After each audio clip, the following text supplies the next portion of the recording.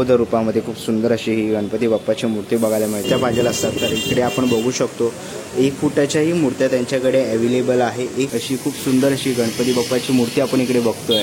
तसंच त्याच्या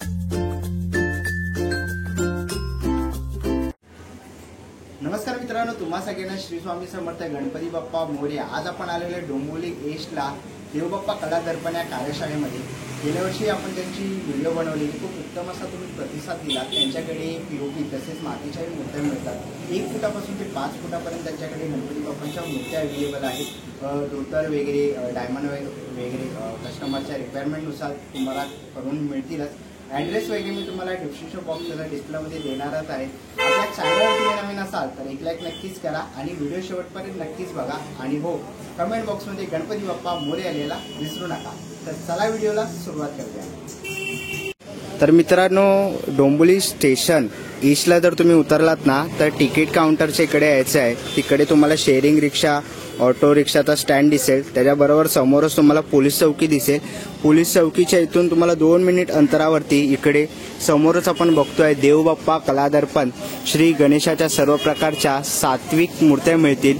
श्री नरेंद्र चंद्रकांत रावराणे यांचा तुम्हाला समोर कॉन्टॅक्ट नंबर वगैरे दिसतोय। यंदाचं त्यांच्या कार्यशाळेचं हे 2रं वर्ष आहे। खूप सुंदर आणि सुबक अशा गणपती बाप्पांच्या त्यांच्याकडे मूर्त्या मिळतात। तर आता आपण आज जाऊया आणि पूर्ण डिटेल जाणून घेऊया। तर चला व्हिडिओला सुरुवात करूया। तर चला मित्रांनो, आता आपण आतमध्ये आलेलो आहे आणि खूप सुंदर अशी आपल्याला इकडे बाल गणेशाची मूर्तीच एंट्री करताना दिसते। कमळावरती बसलेली आहे, खूप सुंदर अशी मूर्ती आहे। आणि ही मूर्ती पीओपी मध्ये आणि साधारण 1.5 फुटामध्ये ही मूर्ती आहे। खूप सुरेख अशी मूर्ती आहे। तर इथे आपण आज जाऊया आता।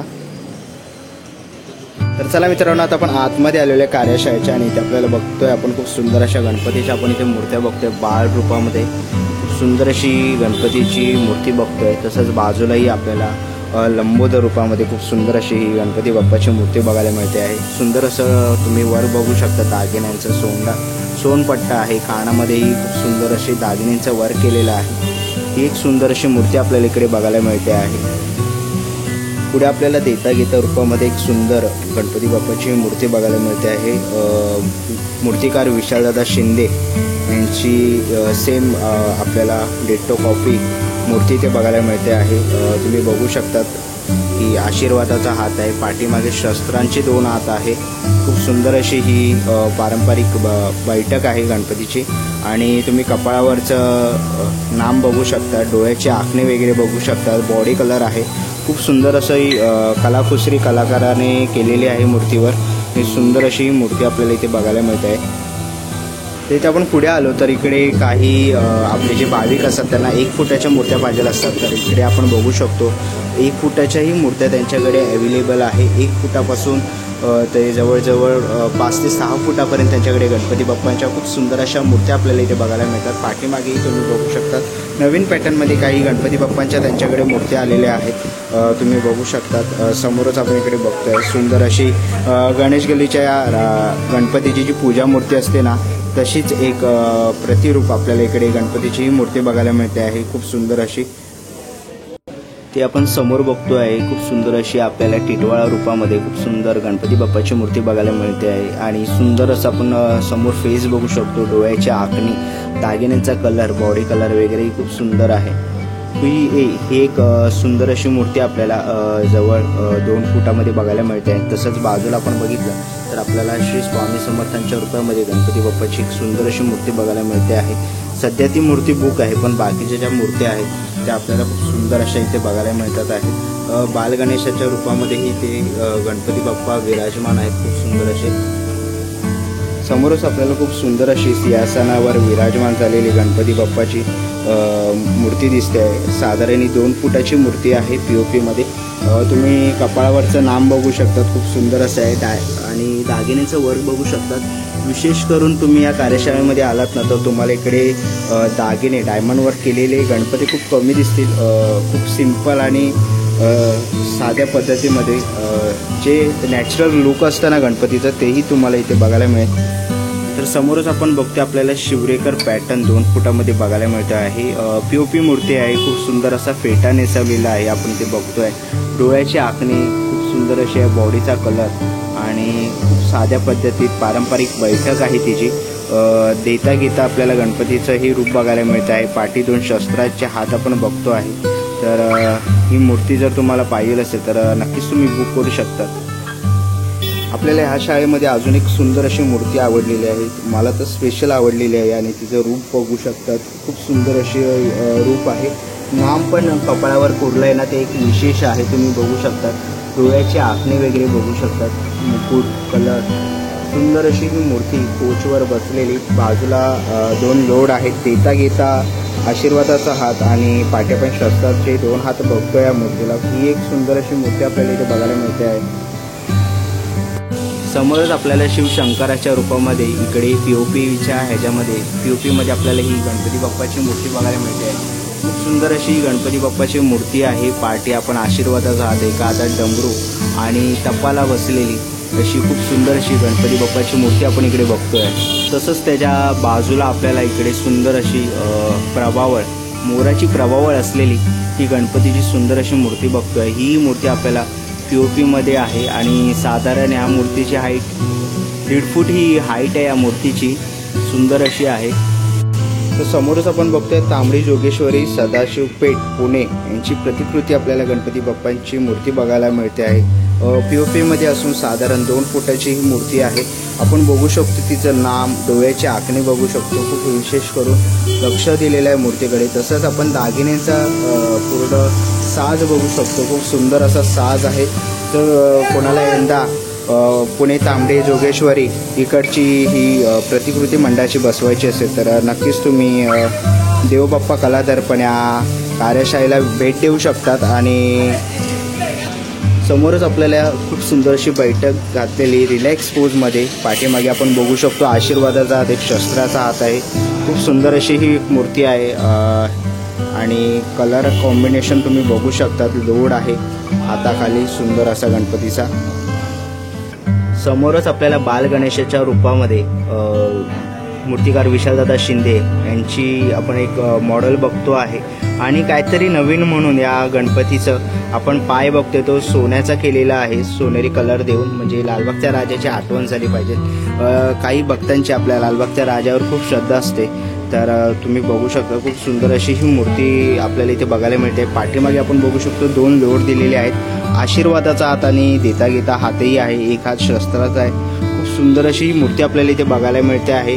कपाळावरती आपण नाम बघतोय, डोळ्याची आखणे, खूप निरागस असे डोळे आणि डिंपलवाला बाप्पा आपल्याला इथे बघायला मिळतोय।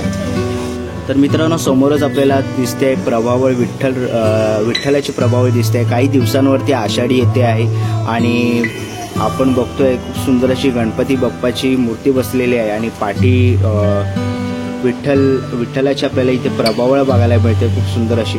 ही एक मनमोहक अशी मूर्ती आहे, डोळ्याचं काम वगैरे बघू शकतात, प्रभावळ खूप सुंदर अशी कलर केलेली आहे आणि ही साधारण आपण मूर्ती 2 फुटाची आपल्याला ही मूर्ती बघायला मिळते आहे। पीओपीमध्ये आहे, पितांबरचा कलर तुम्ही बघू शकतात, लाईटीमध्ये एकदम उठून दिसतोय, म्हणजे तुमच्या घरामध्ये बसली तर ती अजूनही उठून दिसणार आहे डेकोरेशनमध्ये। आणि जर ही मूर्ती जर आवडली ना तर ही मूर्ती तुम्ही बुक करू शकतात। तसं तुम्ही इथे बाजूला बघू शकतात, इकडे खूप सुंदर अशी पारंपरिक देता घेता गणपती बाप्पाची मूर्ती आपल्याला 2 फुटामध्ये बघायला मिळते आहे।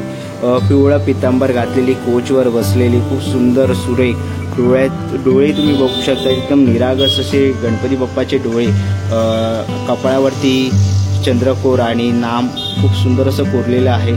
मुकुट वगैरे आपण बघू शकतो, खूप सुंदर असं आहे। पारंपरिक ह्याच्यामध्ये आपल्याला ही गणपती बाप्पाची मूर्ती बघायला मिळते आहे।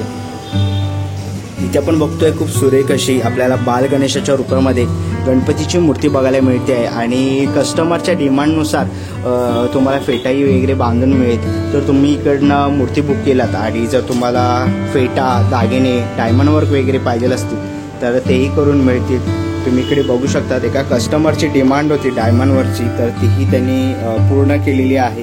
खूप सुंदर अशी ही मूर्ती आपल्याला इकडे बघायला मिळते आहे आणि 2 फुटामध्ये ही गणपती बाप्पाची मूर्ती आपण इथे बघतोय।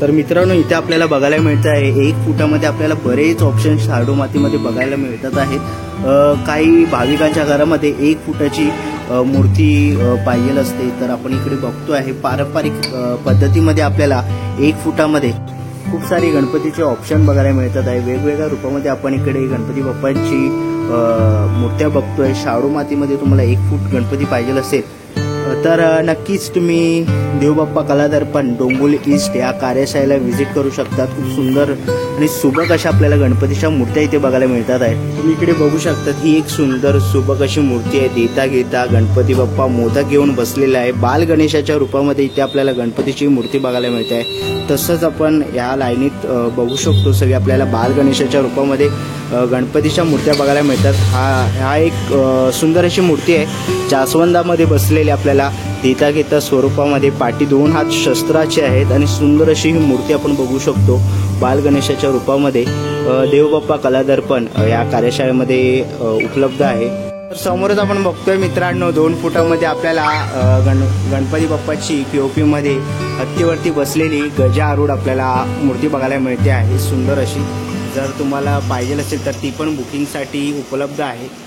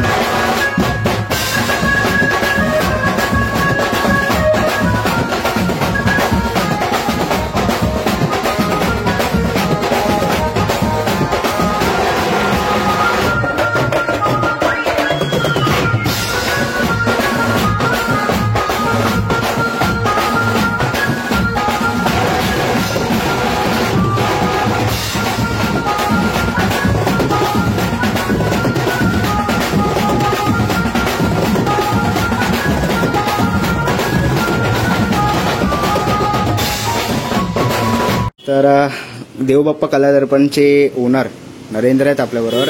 नमस्कार. नमस्कार. मी बघितले खूप सुंदर अशा मूर्त्या आहेत आपल्याकडे. 1 फुटापासून ते 6 फुटापर्यंत गणपतीच्या मूर्त्या मिळतात. 5 फुटापर्यंत येणार आहे. मंडाची वगैरे आपण बुकिंग घेतोच. ओके. आणि विशेष करून मी मूर्त्या बघितल्या की सिंपल आणि साध्या आहेत, जास्त डायमंड वर्क नाही. त्याबद्दल काय बोलतो? मी बऱ्याच वेळा सांगत आलो आहे की मला स्वतःलाच पर्सनली ते डायमंड वर्क आवडत नाही, ही एक गोष्ट आहे.